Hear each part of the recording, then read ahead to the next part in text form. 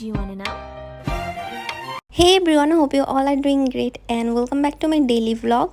এখন আমার এমন একটা অবস্থা হয়েছে যে আমার কোনো কিছুই রেকর্ড করতে মন চায় না, কোনো ভ্লগ বানাতে মন চায় না, খুবই আলসেমি লাগে, শুয়ে থাকতে ইচ্ছা করে। তো সেই দিন কোনো রকম একটা ছোট্টখাটো ভ্লগ বানালাম। আর ওয়েদারটা ছিল খুবই গ্লুমি, একটু পরপরই বৃষ্টি নামছিল। আর এরকম ওয়েদার আমার খুবই ঠান্ডা লেগে যায়।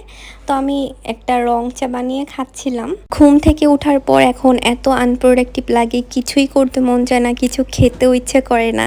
তো আমি চাটাই খাচ্ছিলাম একটা ড্রামা দেখতে দেখতে। আর সেদিন ঘুম থেকে উঠতেও অনেক লেট হয়, তাই সেদিন একসাথে ব্রাঞ্চ করে ফেলি। লেফট ওভার কিছু গরুর মাংস ছিল, সেটা দিয়ে আমি একটা ফাঁকিবাজি ফ্রাইড রাইস রান্না করে খেয়ে ফেলি। তারপর আমার একটা পার্সেল আসে, আমি একটা ফোন কভার অর্ডার দিয়েছিলাম, সেটা আসে। এটার জন্য আমি অনেক ওয়েট করেছি, কারণ এই কভারটা অনেক কিউট ছিল। আর এই দুইটা হচ্ছে জেবা অর্ডার করেছিল ওর জন্য। আর ফোন কভারটা লাগানোর পর এরকম দেখাচ্ছে অনেক সুন্দর, কিন্তু কথা হচ্ছে এই সাদা কালার কভার কয়দিন সাদা থাকবে ওইটা দেখার বিষয়, কারণ কিছুদিন পরই ইয়েলো হয়ে যাবে, এটা আমি ভালো মতোই জানি। তারপর আমি মাথায় একটা হেয়ার প্যাক দিব, এই জন্য মেথি নিয়ে আসলাম। আমি প্রতিদিন রাতে মেথি ভিজিয়ে রাখি খাওয়ার জন্য, পরদিন সকালে খাওয়ার জন্য।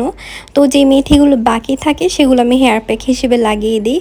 এই হেয়ার প্যাকটা আবার রেগুলার মানে ডেইলি লাগানো যায় না, আমি উইকে 2বার ইউজ করি।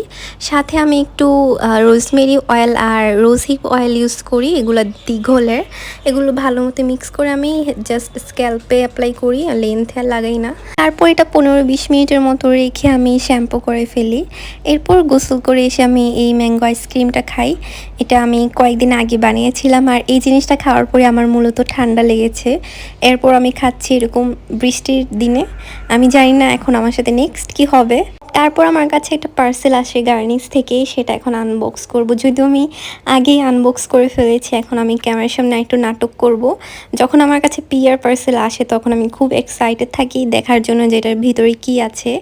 আমি যদিও জানতাম এটার ভিতরে লিপস্টিক আর হচ্ছে একটা শীট মাস্ক থাকবে, কিন্তু কোন শেড লিপস্টিক থাকবে সেটা জানতাম না। সেটা দেখার জন্য আমি খুবই এক্সাইটেড হয়ে আমি সাথে সাথেই আনবক্স করে ফেলেছিলাম। এই পর্যন্ত আমি যত লিপস্টিক পেয়ার পেয়েছি, মোস্ট অফ দ্য টাইম এমন হয় যে আমার আন্ডারটোনের সাথে ম্যাচ করে না, কিন্তু লাকিলি এবার এই লিপস্টিকটা আমাকে খুবই ভালো স্যুট করবে, আই হোপ।